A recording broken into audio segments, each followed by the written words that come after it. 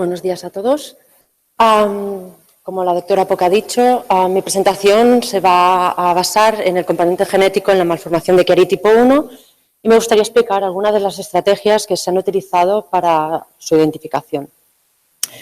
Antes de nada, me gustaría decir, como ustedes saben, que la malformación de Chiari presenta un factor etiológico desconocido.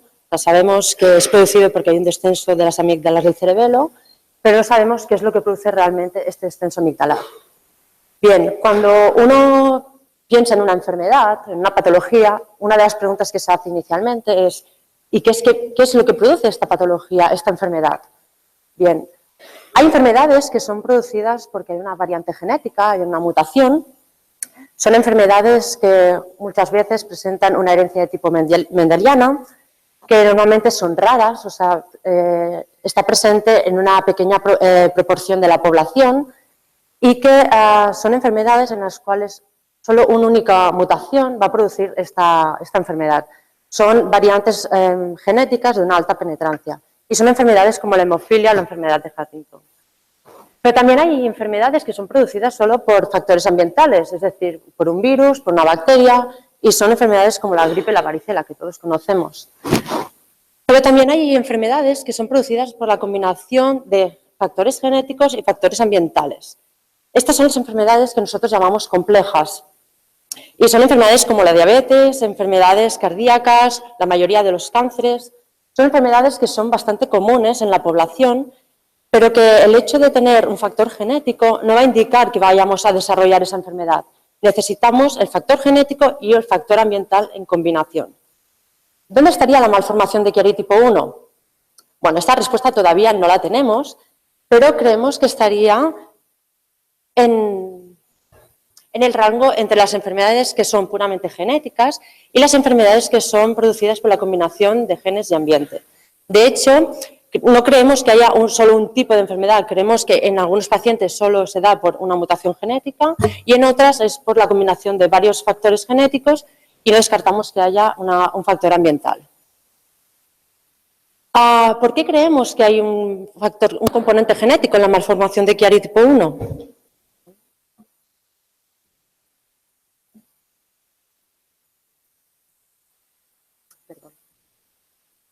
Bueno, esto es porque hay ciertas evidencias que nos parecen indicar que hay un factor genético. Esto es, por ejemplo, hay muchos casos familiares, familias que hay más de dos o más individuos afectados en una misma generación o incluso en generaciones diferentes.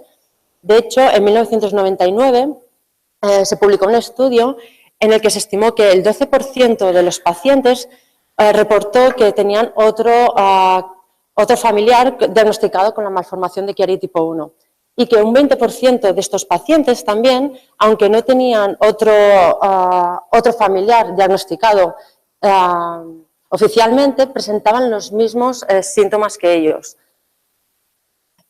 Viendo estos pedigrís, parece que la malformación de Chiari de tipo 1 sigue un patrón de herencia de tipo autosómico dominante y en algunos casos también de tipo recesivo.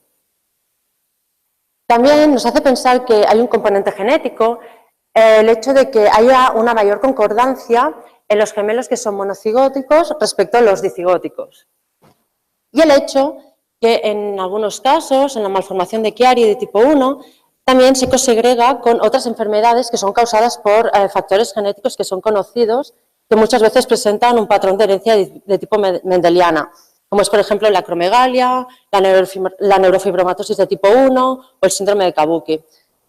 Esto nos hace pensar que estos síndromes, estas enfermedades que coexisten con Chiari, tienen este componente genético que podría estar relacionado con el componente genético que realmente va a dar lugar a la malformación de Chiari tipo 1. ¿Cómo podemos intentar identificar este componente genético? Bien, podemos hacer estudios en los que se basen en la recopilación de muestras que vengan de pacientes de humanos con malformación de Chiari tipo 1, pero también podemos utilizar muestras de animales.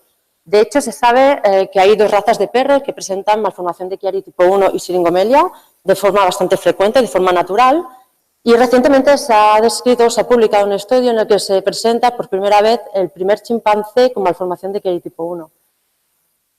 También podemos enfocar estudios a diferentes niveles biológicos. Podemos buscar variaciones genéticas a nivel del genoma, pero también podemos mirar si se produce una diferencia de expresión de los genes, que sería a nivel de ARN, o ver si hay diferencias a nivel proteicas.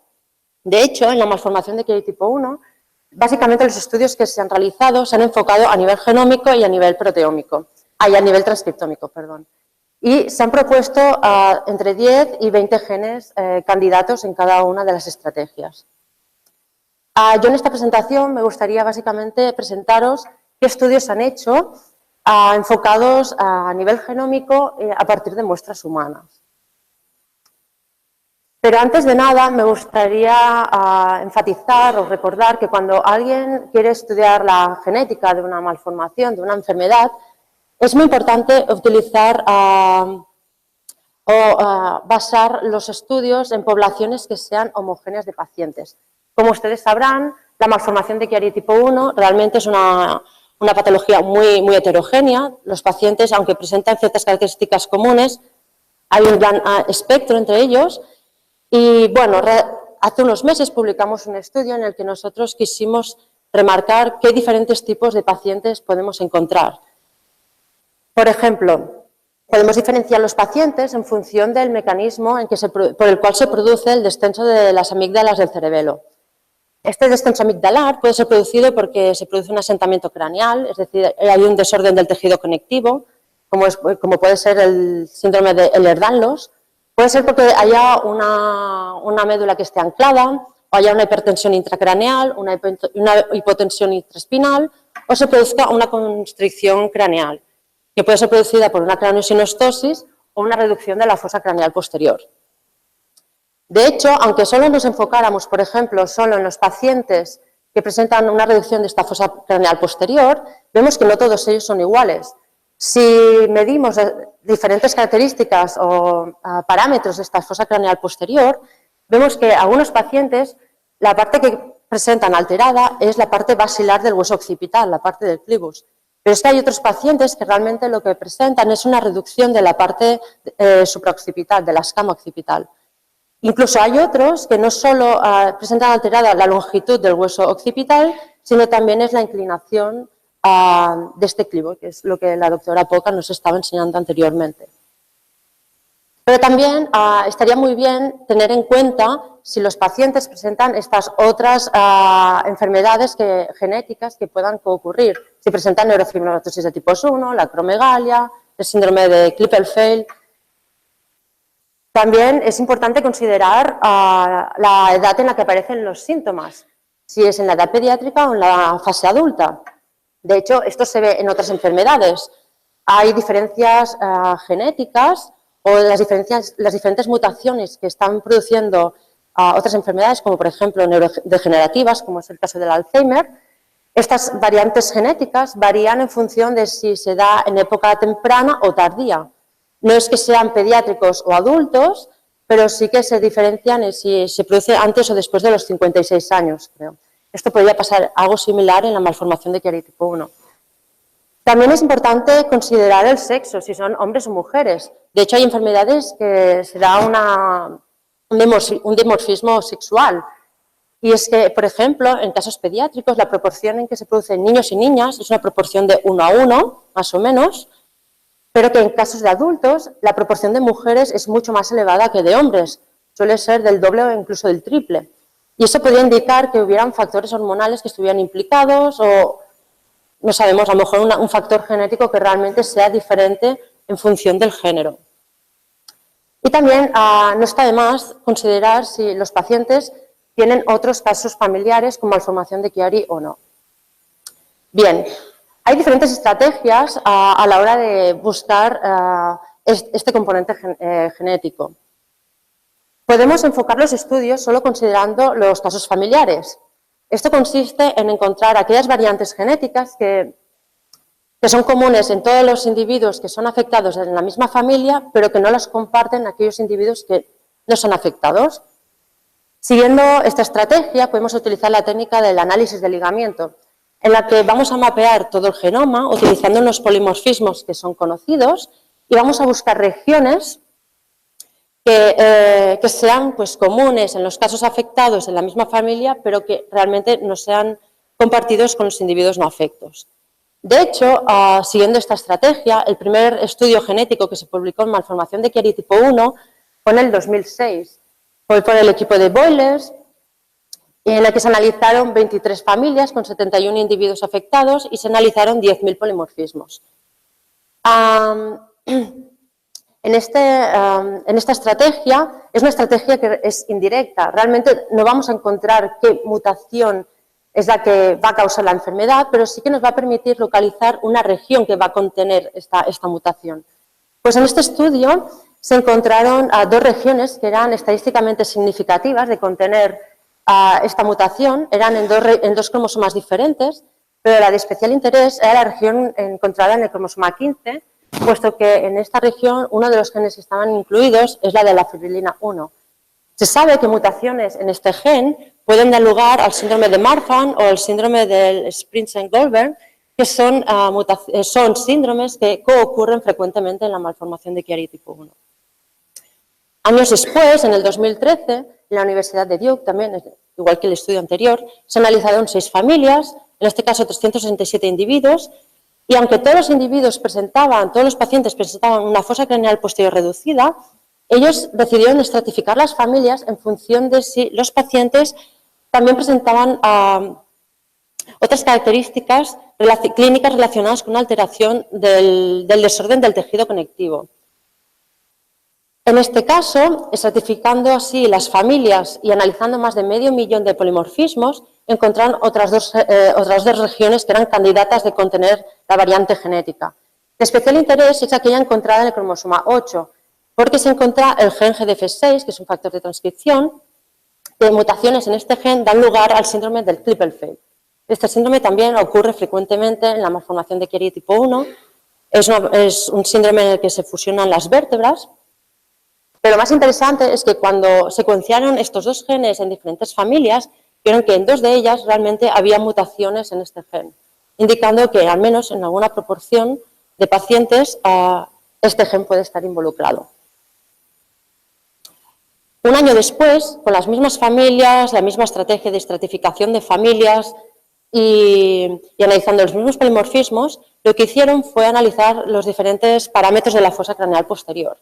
Lo que vieron es que hay familias que presentan una fosa craneal posterior un poco más alta, con un área que ellos denominan área 5 también mucho más grande, en la cual cuando realizaron este análisis de ligamiento, vieron que la región que era candidata de contener el gen que producía que contenía la mutación que producía la malformación estaba en el cromosoma 22.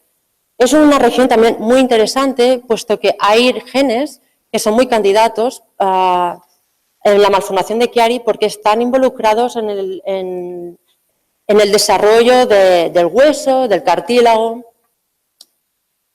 Pero también vieron que hay otras familias que en lugar de tener esta fosa craneal alta y esta área más grande, lo que tienen es el ángulo basal más reducido.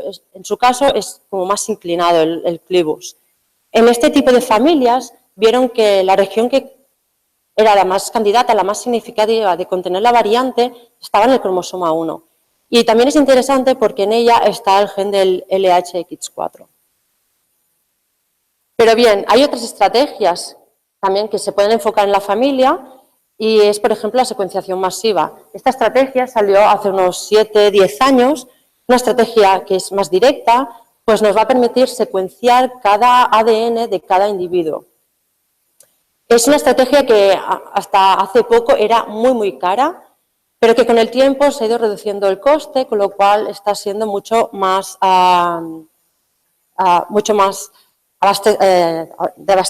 de mejor abastecimiento para todos los públicos. Perdón. Asequible. Gracias. Entonces, hay 2 tipos de secuenciación masiva. Una secuenciación que se produce, se puede enfocar solo a la región que codifica para la proteína o secuenciar todo el genoma. Siguiendo la técnica de secuenciar la región que codifica para proteína, muy recientemente un grupo italiano ha publicado un estudio en el que analizaron dos familias con pacientes con malformación de Chiari tipo 1 y con escafocefalia. La escafocefalia es un tipo de craneosinostosis. Bien, pues en una de las familias encontraron una mutación en el gen de KK1 que era muy candidata de ser la causante de la malformación de Chiari tipo 1, y en la segunda familia dos mutaciones en dos genes diferentes que también podían estar relacionadas con la malformación de Chiari tipo 1. El problema es que al presentar también este tipo de craneosinostosis no podían decir que fuera solo de Chiari tipo 1.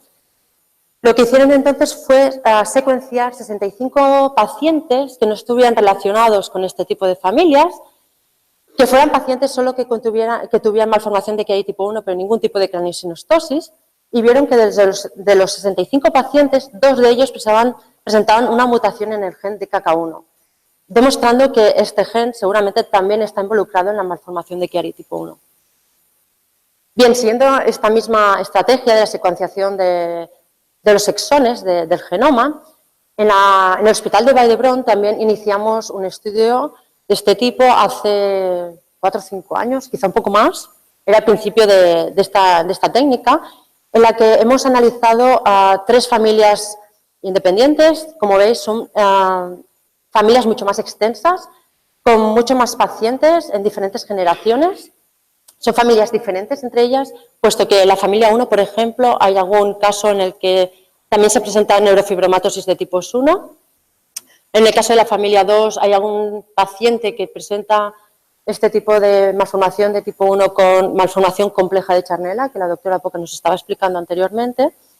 Y bueno, cuando analizamos las secuencias, vimos que en la familia 2 realmente hay un gen, hay una mutación que se produce un codón stop temprano, produce una truncación de la proteína en el gen del colágeno 6A5 que cosegrega perfectamente con la familia. Pero es que además en esta familia encontramos otras 2 mutaciones en genes también que son muy candidatos para la malformación de Chiari tipo 1. Lo que pasa es que con ellos no se puede considerar una penetración completa, sino es más bien incompleta. Pero no descartamos que entre ellos, que sea la combinación de todos ellos lo que produce en realidad la malformación de Chiari tipo 1. Cuando analizamos la familia 3, en este caso encontramos muchos más genes que podrían ser candidatos. De hecho, hay algunos genes que también están relacionados con el colágeno, pero otros genes que también están descritos en malformación de tipo 2 o están también formando parte en el desarrollo del hueso o del cartílago. Y el problema es cuando analizamos la familia 1, tan extensa. En esta familia encontramos 21 variantes genéticas, pero no pudimos validarlas todas, y cuando nos fuimos al resto de la familia, a pacientes y no pacientes, vimos que ninguna de ellas en realidad estaba cosegregando con todos los pacientes. De hecho, hay varias variantes que cosegregan muy bien con la mayoría de los individuos de esta familia, excepto en 3 pacientes. Y esto nos hace pensar que realmente hay individuos de la familia que presentan unas variantes genéticas y el resto de la familia otras variantes genéticas, y que la combinación de todas ellas realmente o tienen un factor común entre ellos, pero al final es la combinación de varias variantes genéticas la que está produciendo la malformación de Chiari tipo 1. Lo que es muy interesante es que hay variantes en genes que se encuentran en dos de las 3 familias. Este es el caso, por ejemplo, del gen del furin o del MAM3, que se encuentran tanto en la familia 2 y 3, o del RGL4, que se encuentra en la familia 1-3. O sea, son familias diferentes, pero comparten mutaciones en mismos genes. Esto es muy interesante. Y que el resto de mutaciones, aunque se encuentran en genes que no se repiten en familias, vemos que entre ellos están directamente relacionados. Es decir, que seguramente están compartiendo la misma vía metabólica o la misma vía genética. Además, de forma independiente, este año se ha iniciado un estudio en la Universidad de Washington, en San Luis, donde se están secuenciando muchísimas familias con malformación de Chiari tipo 1. Son familias americanas, familias españolas. De hecho, nosotros hemos contribuido con 5 de las familias que habíamos identificado hace unos años aquí en el Hospital de Vall d'Hebron. En estos momentos se están analizando los resultados, con lo cual no os puedo dar ningún resultado en concreto, pero simplemente deciros que se está trabajando en ello. Y hasta ahora os he explicado a estrategias que van enfocados a casos familiares, pero también hay pacientes que no tienen otros familiares afectados, son los casos esporádicos. Podemos enfocar estudios en este tipo de pacientes. En realidad lo que consiste es agrupar pacientes que no están relacionados entre ellos, pero que presenten la misma patología y compararlos con un grupo que a priori no presenten esta patología y buscar qué factores tienen en común o en mayor proporción. Siguiendo esta estrategia, en Vall d'Hebron y en colaboración con la Universidad de Barcelona, realizamos un estudio hace unos años en los que analizamos 58 genes que están involucrados en el desarrollo del besadismo paraxial, que al final es el que dará lugar a los somitas, y de hecho los 4 primeros somitas son los que van a desarrollar el hueso occipital, que es lo que va a formar la fosa craneal posterior. En estos 58 genes incluimos unos 300 polimorfismos y los analizamos en más de 400 pacientes y 500 controles. Todos ellos españoles, caucásicos, y aunque hay una mayor proporción de mujeres que hombres, esta proporción la intentamos mantener entre casos y controles. Cuando analizamos estos genes en estos pacientes, realmente no encontramos ninguna asociación genética. Pero, sin embargo, cuando analizamos los diferentes parámetros de la fosa craneal posterior y aplicamos un modelo matemático que habíamos escrito previamente que nos permitía diferenciar diferentes tipos de fosas craneales posteriores en pacientes, vimos que 186 presentaban un tipo de fosa craneal posterior que es más pequeña, más reducida, más ancha y con un clivos mucho más horizontal. Teniendo en cuenta esto, lo que hicimos fue repetir el análisis que habíamos hecho previamente, considerando solo estos 186 pacientes y contrastándolos con los 500 controles. Es verdad, reducimos el número de pacientes a la mitad, pero por contra lo homogeneizamos mucho más. En estos resultados lo que obtuvimos fue que 4 variantes localizadas en 3 genes diferentes estaban asociados con la malformación de Chiari tipo 1. De hecho, 2 variantes de ellas realmente forman partes de haplotipos de riesgo. Esto es la combinación de varios polimorfismos en la que si un paciente los tiene, va a tener un alto riesgo de desarrollar la malformación. Pero aparte, 2 variantes también localizadas en el mismo gen correlacionaron muy bien con el ángulo basal y el ángulo de Wackenham, indicando que seguramente estos polimorfismos, este gen, estará involucrado no en la longitud del hueso del clivos o la parte basilar del hueso occipital, sino más bien en la inclinación. Pero hay otras estrategias también que los podemos enfocar a casos esporádicos. De hecho, la secuenciación masiva que os explicaba anteriormente para el estudio de familias también se puede aplicar en casos esporádicos. De hecho, estos 3 años que he estado en Estados Unidos me he enfocado en realizar este estudio en el que básicamente hemos querido secuenciar los genes que nosotros consideramos como candidatos para la malformación de Chiari tipo 1.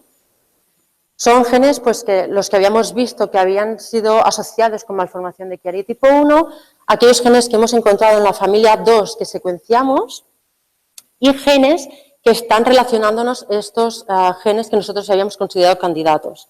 De hecho, la mayoría de estos genes, en realidad, se ha visto que son muy interesantes porque mutaciones en ellos van a producir alteraciones del tejido conectivo, que son los que van a dar Ehlers-Danlos, que es este síndrome que también se asocia mucho a la malformación de Chiari tipo 1. Por ello, en este estudio intentamos reclutar pacientes de Chiari tipo 1 que fueran clásicos, es decir, que presentaran esta reducción de fosa craneal posterior, pacientes de clásico tipo 1, pero de tipo 1 clásicos, pero que presentaran esta adicional alteración de características de desorden del tejido conectivo, es decir, que presentaran una escoliosis o una hipermovilidad. Hicimos que se valoraran la hipermovilidad siguiendo el test de Bainton y pacientes que presentaran además también el Ehlers-Danlos. En total reclutamos 188 pacientes, todos ellos mujeres, porque quisimos intentar evitar la posible divergencia relacionada con el género, que fueran adultos y todos ellos eran americanos de origen europeo, caucásicos. Actualmente también se están analizando estos resultados, se está analizando secuenciación. Deben pensar que la secuenciación es una técnica es directa, pero es difícil de analizar. Pues hay más de 500.000 variables y hay que saber cuál de ellas es realmente la que causa la enfermedad. Por lo cual se necesita un sistema de filtración, requiere un tiempo.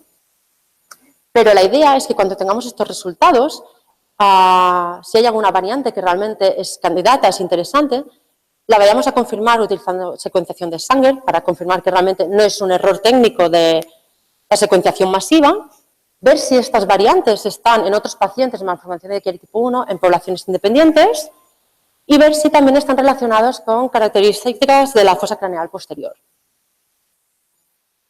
Hasta aquí, básicamente, los estudios que se han publicado, se han realizado hasta ahora, enfocados a nivel genómico y realizados con muestras humanas.